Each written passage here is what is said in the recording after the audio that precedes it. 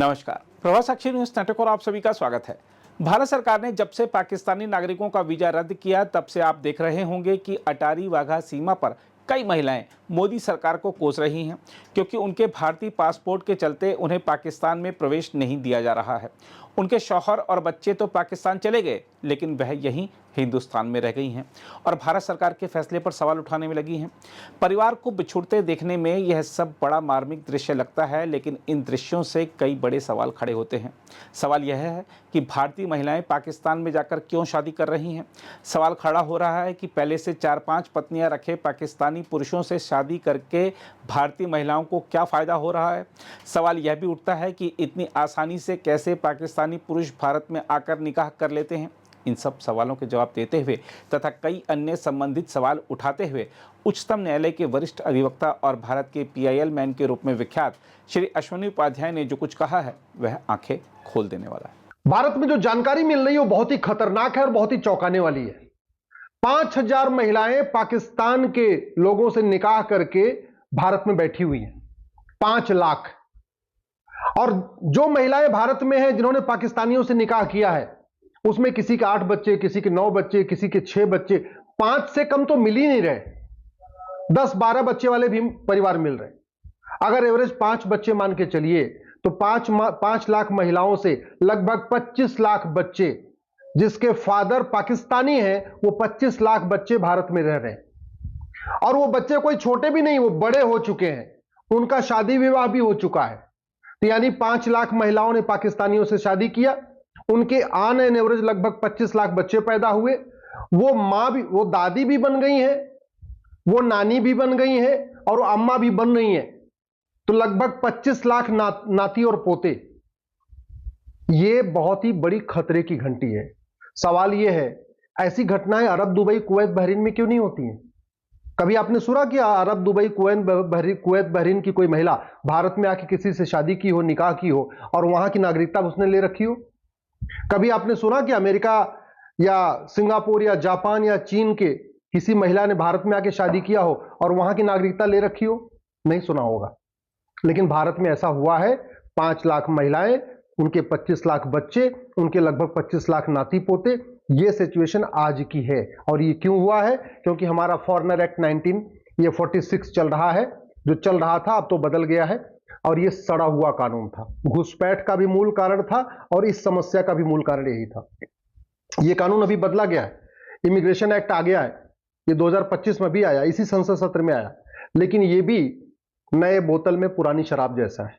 इसमें भी वैसी कठोर सजा नहीं है जैसा सिंगापुर में है, जापान में है, अमेरिका में है, रूस में है, चीन में है। वैसा इसमें भी खतरनाक नहीं है। आखिर भारत में इतनी अराजकता का मूल कारण क्या है? मूल कारण यह है कि हम भगवान श्री राम की पूजा तो करते हैं, लेकिन राम नीति लागू नहीं करते। भगवान श्री राम ने कहा था, भय बिन होए न प्रीत। हम भगवान कृष्ण की पूजा करते हैं, लेकिन कृष्ण नीति लागू नहीं करते। भगवान कृष्ण ने कहा था, सठे साठ्यम समाचरित। हमारे पूर्वज खुद ही कहते थे, लोहा लोहे को काटता है। लेकिन हमने लोहा लोहे को काटता है इस सिद्धांत के अनुसार नियम कानून नहीं बनाया। नतीजा यह हुआ कि 5 लाख महिलाओं ने पाकिस्तानियों से शादी करके लगभग 25 लाख बच्चे पैदा कर दिए और उनके लगभग 25 लाख नाती पोते भी हो चुके। अब समाधान क्या है? समाधान वही जो हमारे पूर्वज करते थे, भगवान श्री राम और श्री कृष्ण कहते थे। सबसे पहले इस नई भारतीय न्याय संहिता को बदलना पड़ेगा। इसमें 4-5 नए चैप्टर जोड़ना पड़ेगा। एक चैप्टर जोड़ना पड़ेगा ऑफेंस रिलेटिंग टू इन्फिल्ट्रेशन, घुसपैठ से संबंधित अपराध। एक चैप्टर जोड़ना पड़ेगा offence relating to illegal immigration, कि अगर आप भारत में अवैध रूप से रह रहे हैं। एक चैप्टर इसमें जोड़ना पड़ेगा offence relating to cheating, fraud, forgery. एक चैप्टर इसमें जोड़ना पड़ेगा offence relating to fake documents. और इसमें झूठ को सीरियस क्राइम डिक्लेयर करना पड़ेगा। जब तक झूठ को गंभीर अपराध घोषित नहीं करेंगे और झूठ पकड़ने के लिए नार्को पॉलीग्राफ ब्रेन मैपिंग कानून नहीं बनाएंगे, तब तक भारत में अराजकता रहेगी और कोई भी अपराध कम नहीं होगा। और भारत दिन बाई दिन, डे बाई डे असुरक्षित होता चला जाएगा और एक दिन हमारे हाथ से निकल जाएगा, जैसे हमारे हाथ से अफगानिस्तान निकल गया, पाकिस्तान निकल गया, बांग्लादेश निकल गया, कश्मीर निकल गया, बंगाल भी निकलने वाला है। समाधान यही है, सठे साठ्यम समाचरित, भय बिन होए न प्रीत। मैं पूरी गारंटी के साथ कह रहा हूं। आप किसी एक महिला को पकड़िए, उसका narco polygraph brain mapping test करिए और टेस्ट करके उससे पूछिए कि तूने निकाह क्यों किया था। दूसरा उससे सवाल पूछिए, निकाह करने के बाद तुम यहीं भारत में क्यों रुक गई। फिर उससे यह भी पूछिए तुम्हारे कुल कितने बच्चे हैं, और फिर उससे यह भी पूछिए तुम्हें भारत में रहने के लिए किसने किसने मदद की, कौन तुम्हें पैसा देता है, कहां से पैसा आता है, तुम्हारे बच्चों के सर्टिफिकेट कैसे बने, बर्थ सर्टिफिकेट कैसे बना, तुम्हारा आधार कैसे बना, तुम्हारा पासपोर्ट कैसे बना, तुम्हारा डोमिसाइल सर्टिफिकेट कैसे बना, ये सारी बात पूछ लीजिए। तो जानते एक एक महिला के कम से कम 10-10 मददगार निकलेंगे। वो 10 लोग मदद क्यों कर रहे, क्योंकि भारत में न तो फर्जी डॉक्यूमेंट बनवाना गंभीर अपराध है, न बनवाना गंभीर अपराध है। तो महिला ने सारे डॉक्यूमेंट बनवा लिए क्योंकि वो सीरियस क्राइम नहीं है, और आधार बनाने वाले ने आधार बना दिया, नगर निगम वाले ने बर्थ सर्टिफिकेट बना दिया, तहसील वाले ने राशन कार्ड बना दिया, हर जगह के आरटी ऑफिस के दलाल ने उनको ड्राइविंग लाइसेंस बना के दिए। सारे डॉक्यूमेंट बनते चले जा रहे हैं, बनते जा रहे हैं। क्यों? क्योंकि फर्जी डॉक्यूमेंट बनाना और फर्जी डॉक्यूमेंट बनवाना गंभीर अपराध नहीं। ये जो भारत में रह रही हैं, ये हमारी राष्ट्र की सुरक्षा के लिए खतरा है। उससे निपटने के लिए हमारे पास एनएसए है, लेकिन कहीं की पुलिस एनएसए नहीं लगाती, क्योंकि जो नेशनल सिक्योरिटी एक्ट है इसमें कहीं लिखा ही नहीं है कि भारत में अवैध रूप से रहना राष्ट्र की सुरक्षा के लिए खतरा है। हमारे पास अनलॉफुल एक्टिविटीज है, भारत में अवैध रूप से रहना अनलॉफुल एक्टिविटी है, लेकिन इस कानून में कहीं लिखा ही नहीं है कि घुसपैठ करना या भारत में अवैध रूप से रहना या घुसपैठियों की मदद करना या अवैध रूप से रहने वालों की मदद करना या उनको डॉक्यूमेंट बना के देना, न ये राष्ट्र की सुरक्षा के लिए खतरा है, न ये अनलॉफुल एक्टिविटी है। तो न तो पुलिस एनएसए लगाती है, न तो पुलिस यूएपीए लगाती है। हमारे पास हर राज्य के पास ऑर्गेनाइज क्राइम से निपटने के लिए कानून है। ये 5 लाख महिलाएं जो यहाँ रह रही हैं, ऐसा नहीं है, बड़ा इनका पूरा नेक्सस है, पूरा संगठन है, इनको पूरी फंडिंग आ रही है, इनको पूरा यहाँ मोटिवेट किया जा रहा है। अदरवाइज भारत में कोई भी शादी करने के बाद अपने मायके में थोड़ी रहता है, ये तो परंपरा है। वो चाहे हिंदू हो, चाहे जैन हो, चाहे बौद्ध हो, चाहे सिख हो, शादी हुई कि बेटी गई अपने ससुराल। सवाल यह है कि ये शादी कर रही थी पाकिस्तान में, तो भारत में रह क्यों रही थी? क्या था इनका मोटिव? क्यों इन्होंने पाकिस्तान की नागरिकता नहीं लिया और भारत की नागरिकता पकड़ के बैठी रही? ये तो तभी पता चलेगा जब narco polygraph brain mapping test हो। लेकिन मैं पूरी जिम्मेदारी के साथ कह रहा हूं, ये एक ऑर्गेनाइज वेल प्लान्ड क्राइम है, और ऑर्गेनाइज क्राइम से निपटने के लिए हर राज्य के पास कानून है। महाराष्ट्र के पास मकोका है, गुजरात के पास गुजकोका है, यूपी के पास गैंगस्टर एक्ट है, किसी के पास गुंडा एक्ट है, सबके पास अपना अपना कानून है। लेकिन पुलिस लगाती नहीं है, क्योंकि कानून में लिखा ही नहीं है कि भारत में अवैध रूप से रहना ये ऑर्गेनाइज क्राइम है। इवन जो ये नई भारतीय न्याय संहिता बनी है, इसमें एक प्रोविजन है वेजिंग वॉर। मैं कह रहा हूं घुसपैठ करना, अवैध रूप से रहना, ये अपने आप में वेजिंग वॉर है, इनडायरेक्ट वॉर है। लेकिन पुलिस नहीं लगा रही है, क्योंकि हमने वेजिंग वॉर में डिफाइन ही नहीं किया कि क्या क्या वेजिंग वॉर है। ऑर्गेनाइज क्राइम में डिफाइन ही नहीं किया कि क्या क्या ऑर्गेनाइज क्राइम है। नेशनल सिक्योरिटी एक्ट में डिफाइन ही नहीं किया कि नेशनल सिक्योरिटी के लिए क्या क्या खतरे हैं। अनलॉफुल एक्टिविटी में हमने डिफाइन ही नहीं किया कि क्या क्या अनलॉफुल एक्टिविटी है। तो जहां मन करता है पुलिस लगाती, जहां मन करता नहीं लगाती। और पुलिस इसलिए अपने उस पर चल रही है क्योंकि 1861 का पुलिस एक्ट चल रहा है। अब इस 1861 के पुलिस एक्ट के कारण पुलिस सत्ता के गुलाम है। पहले अंग्रेजों के गुलाम थी, अब सत्ता के गुलाम है। भाई पुलिस के लोग भी तो आदमी होते हैं ना, जो थानेदार, हवलदार या कलेक्टर, कप्तान या जो लोग भी हैं, अधिकारी, कमिश्नर हैं, वो भी तो इंसान हैं। उनको नौकरी करनी है, उनको अपने बच्चे पालना है। अगर वो सत्ता से झगड़ा कर लेंगे तो उनको तो रोज पर डे उनका ट्रांसफर करते रहेंगे, क्योंकि ट्रांसफर करने में कोई नियम कानून तो है नहीं। जब मन किया तब ट्रांसफर कर दिया। तो अगर हम भारत को सुरक्षित बनाना चाहते हैं, ऐसी चीजों से रुकना चाहते हैं, तो one nation one police code लागू करना पड़ेगा, पुलिस चार्टर लागू करना पड़ेगा। अब आप सोचिए कितनी भारत में अवैध गतिविधियां हो रही हैं, लेकिन अवैध गतिविधियां करने वाले और उनके मददगारों के आज तक किसी की नागरिकता खत्म ही नहीं हुई। आप बताइए, किसी आतंकवादी की नागरिकता गई, किसी जासूस की नागरिकता गई, किसी गद्दार की नागरिकता गई, किसी घुसपैठिए की मदद करने वाले की नागरिकता गई, किसी धर्मांतरण कराने वाले की मदद की नागरिकता गई, किसी ड्रग स्मगलर की नागरिकता गई, किसी मानव तस्करी करने वाले की किसी की नागरिकता गई नहीं। क्यों? ये कानून सड़ा हुआ है। इसलिए मैं कहता हूं ये जो सिटीजनशिप एक्ट है, इसको बदलना पड़ेगा, एक नया कानून बनाना पड़ेगा। नागरिकता देने और नागरिकता लेने के लिए फिर से एक नई टर्म्स कंडीशन बनाना पड़ेगा। ये जितने अवैध काम हो रहे हैं, जो महिलाएं यहां रह रही हैं, पक्का इनको फंडिंग आ रही होगी। और फंडिंग का सबसे बड़ा पैटर्न क्या है?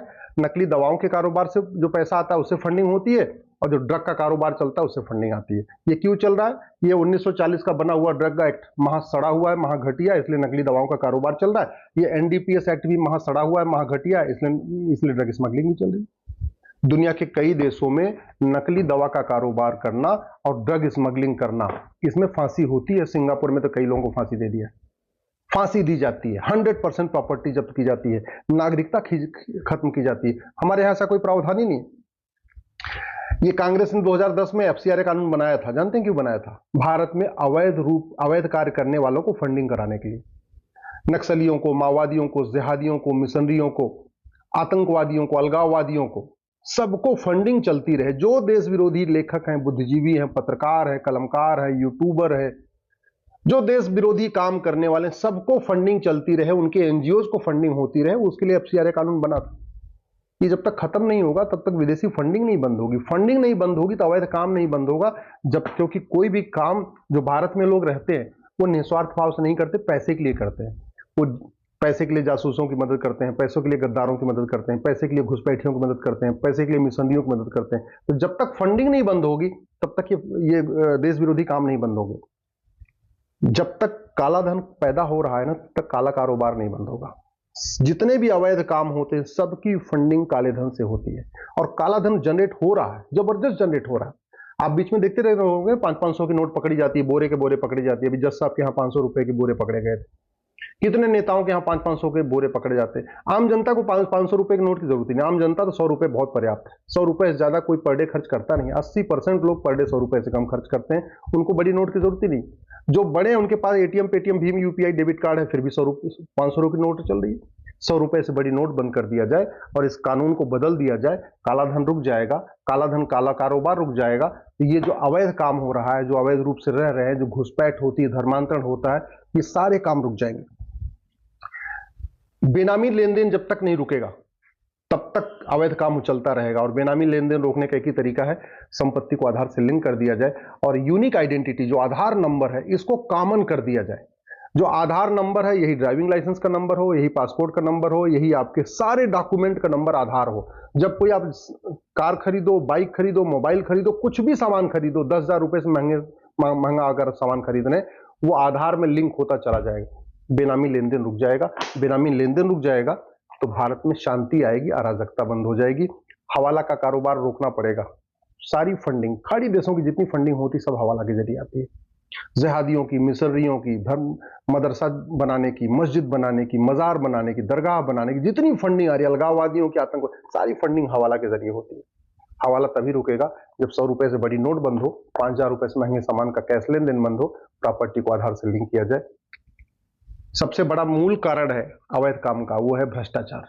ये बचते हैं भ्रष्टाचार के जरिए। पुलिस की जांच गड़बड़ हो जाती है पैसे देके, जज साहब गलत फैसला दे देते हैं पैसे देके, गवाह तैयार हो जाते हैं पैसे के दम पे। तो जब तक ये करप्शन अब नहीं बंद होगा, और सबसे बड़ी बात ये कि जब तक भारत में झूठ बोलना गंभीर अपराध नहीं होगा, झूठ पकड़ने के लिए नार्को पॉलीग्राफ ब्रेन मैपिंग कानून नहीं बनेगा, झूठा हलफनामा दाखिल करना, झूठी गवाही देना, इसको गंभीर अपराध घोषित नहीं किया जाएगा। और झूठा डॉक्यूमेंट बनाना, झूठा Aadhaar, ration card, driving licence, voter ID, birth certificate, झूठा डॉक्यूमेंट बनाना और झूठा डॉक्यूमेंट बनवाना, इसको सीरियस क्राइम डिक्लेयर नहीं किया जाएगा। तब तक अवैध काम होता रहेगा। मैं गारंटी के साथ कहता हूं, जो 5 महिलाएं, ये 5 लाख महिलाएं रह रही हैं ना, इनके जो 25 लाख बच्चे हैं और 25 लाख इनके नाती पोते हैं, ये भारत छोड़ के भाग जाएंगे। केवल इतना काम करिए, ये जो इमिग्रेशन एक्ट है ना, जिसमें अधिकतम 3 साल की सजा है, इस कानून को बदलिए, ऑर्डिनेंस ले आइए, भारत में अवैध रूप से रहने को जघन्य अपराध घोषित करिए। भारत में अवैध रूप से रहने वालों की 100% संपत्ति जब्त करने, उनकी नागरिकता खत्म करने और उनको 10 से 20 साल की सजा देने के लिए कानून बनाइए। केवल अवैध रूप से रहने वालों नहीं, उनके मददगारों के लिए भी वही धारा, यानी जो भारत में अवैध रूप से रह रहे हैं, जो उनकी मदद कर रहे हैं, जो उनके मददगार हैं, उनकी भी 100% प्रॉपर्टी जब्त करने, नागरिकता खत्म करने और 10 से 20 साल की सजा के लिए कानून बनाइए। मैं गारंटी के साथ कहता हूं, जो बाप है ना, वो अपनी बेटी को खुद ही कहेगा, भाई तूने निकाह कर लिया, तू पाकिस्तान जा। भाई उसको भगा देगा, बोले तू जा मेरे घर में ना, नहीं मत रह, नहीं तेरे चक्कर में मैं भी जेल में जाऊंगा, मैं भी सड़ जाऊंगा जेल में। परिवार वाले इनको खुद ही, जितने बच्चे उच्चे हैं सबको लेके इनको बॉर्डर क्रॉस करा देंगे, भारत में इनको पाकिस्तान पहुंचा देंगे। अदरवाइज अगर ये कानून नहीं बदलेगा तो ये सब खेल चलता रहेगा, और खेल चलता रहेगा तो 20 से 25 साल के बाद बहुत ही भयानक परिणाम देखने को मिलेंगे। ऐसी चीजें देखने को मिलेंगी जो आप कल्पना नहीं कर रहे हैं। अभी आप कश्मीर देख रहे हैं, मुर्शिदाबाद देख रहे हैं, ये आपके मोहल्ले में भी होगा, आपके तहसील में भी होगा, आपके जिले में भी होगा, आपके आसपास भी होगा। इसलिए मैं आपसे आग्रह कर रहा हूं, कानूनों को बदलने की मांग करिए। डॉक्टर बदलने से बीमारी ठीक नहीं होगी, बीमारी ठीक होगी दवाई बदलने से। अगर आप भी लेना चाहते हैं देश दुनिया की तमाम जानकारी तो आज ही सब्सक्राइब करें हमारे चैनल को। साथ ही नीचे दिए बेल आइकन को जरूर दबाएं ताकि हर अपडेट आप तक पहुंच सके।